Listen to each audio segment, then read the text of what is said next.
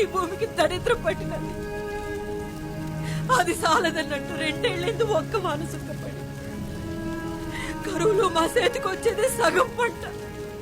అందులో సగం శిస్తు కింద తెల్లోళ్ళు తీసుకుపోయినారు. కడుపు బాడుచుకుని నా బిడ్డలకు పెట్టుకుంటున్నాను.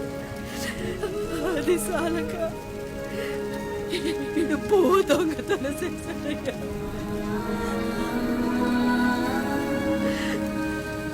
పువ్వు దొంగతనం చేయడం ఏందయ్యా?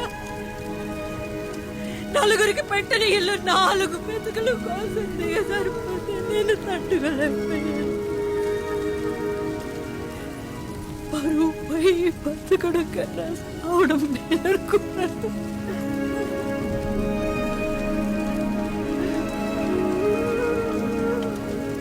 ఏరా ఆకలేసిందా?